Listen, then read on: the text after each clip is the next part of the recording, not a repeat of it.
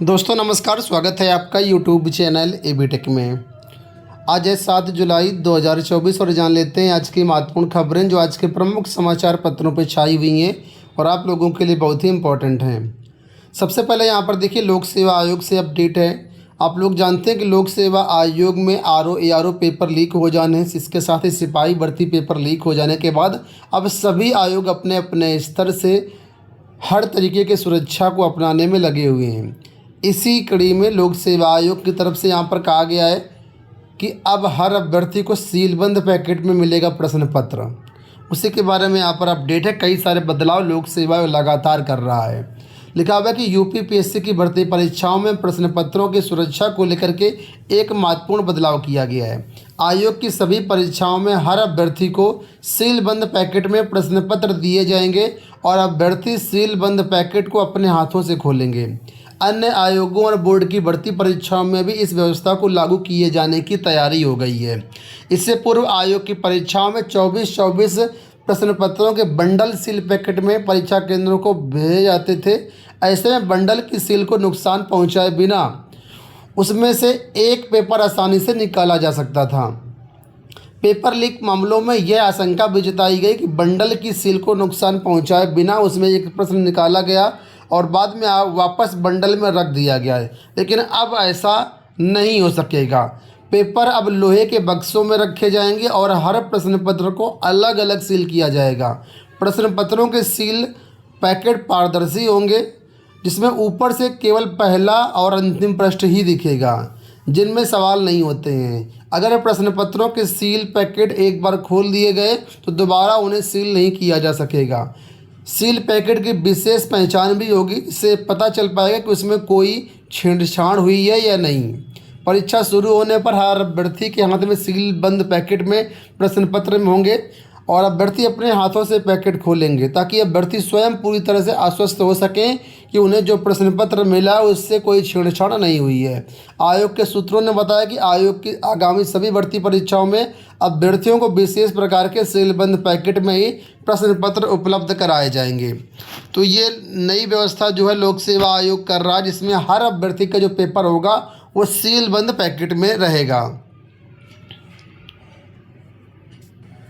यहाँ पर देखिए लिखा हुआ है कि CTT के अभ्यर्थियों के लिए 3 स्पेशल ट्रेनें। आप लोग जानते होंगे आज 7 जुलाई को CTT परीक्षा का आयोजन हो रहा है।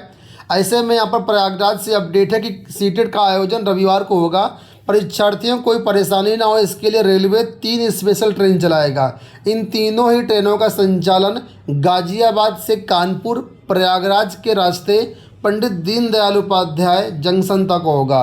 रेलवे ने इसकी समय सारणी भी जारी कर दी है। तीनों ही स्पेशल ट्रेनें 20-20 कोच की हैं। इसमें रेलवे ने स्लीपर और सामान्य श्रेणी के ही कोच लगाए हैं। परीक्षा स्पेशल ट्रेन 04064 शनिवार को गाजियाबाद से पंडित दीनदयाल उपाध्याय से के लिए शाम 6 बजे चली। बाकी ट्रेनों का शेड्यूल यहाँ पर देख सकते हैं कि कब कौन सी ट्रेन कहाँ पर मिलेगी, उसकी पूरी जानकारी यहाँ पर दी गई है। तो जो भी सीटेट वाले अभ्यर्थी हैं, दूर दराज के अभ्यर्थी इन ट्रेनों की हेल्प ले सकते हैं। आपको बता दें सीटेट परीक्षा का आयोजन जो है आज 2 पालियों में होगा। पहली पाली की परीक्षा सुबह 9:30 बजे से दोपहर तक होगी, ठीक है। और पहली पाली में उच्च प्राथमिक स्तर की परीक्षा होगी, जबकि दूसरी पाली में प्राथमिक स्तर की परीक्षा होगी। दूसरी पाली की जो परीक्षा होगी 2 बजे से शाम 4:30 बजे तक कराई जाएगी, ठीक है।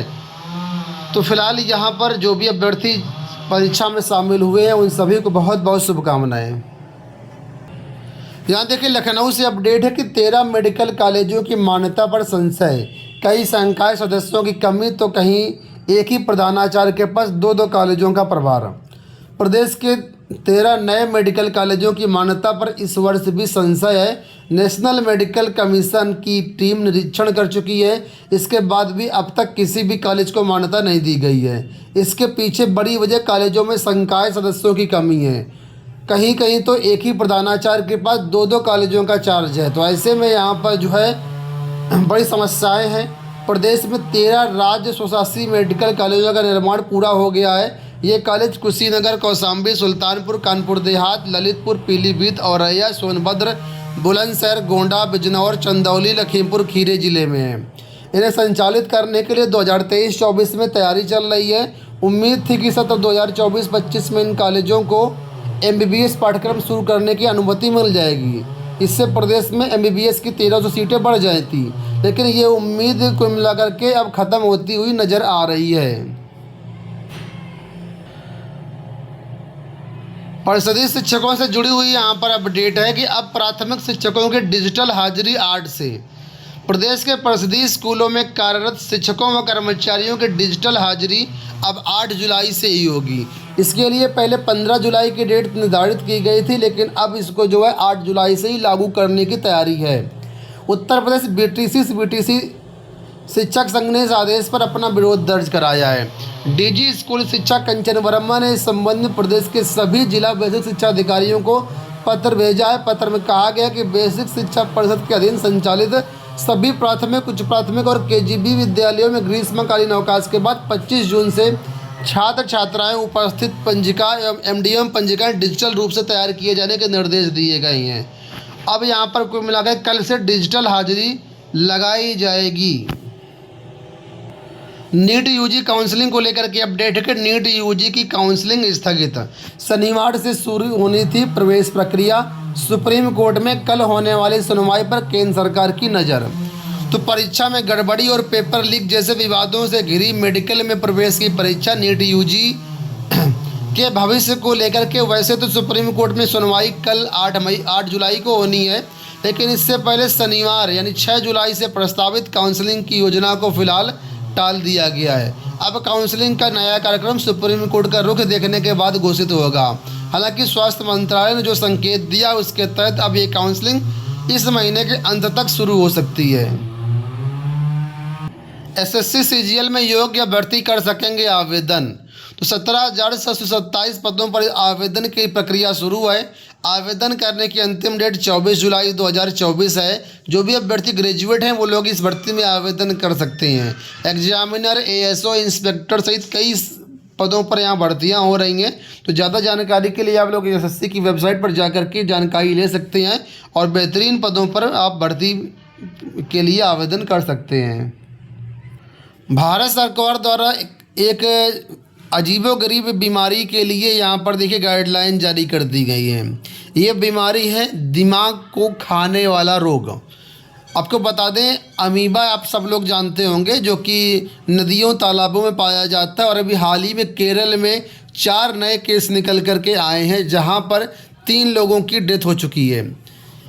ठीक है, तो यहाँ पर ये कहा जा रहा है कि ये जो अमीबा है ये एक बहुत ही खतरनाक अमीबा है। कोरोना से 97 गुना ज़्यादा खतरनाक है।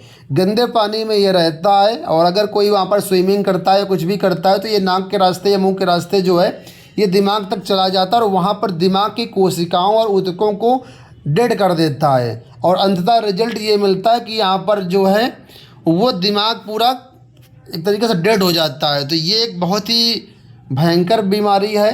ठीक है, तो इसके लिए केंद्र सरकार की तरफ से गाइडलाइन जारी कर दी गई है। केंद्र का कहना है कि नदियों तालाबों में जाने से बचें।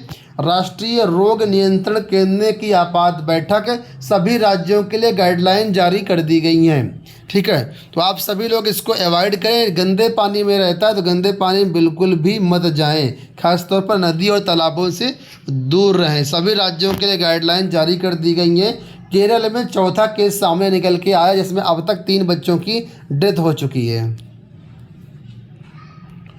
दोस्तों, ये होगा आज की सारी सूचनाएं। उम्मीद करेंगे वीडियो आपको पसंद आया होगा। फिलहाल इस वीडियो में इतना ही। धन्यवाद।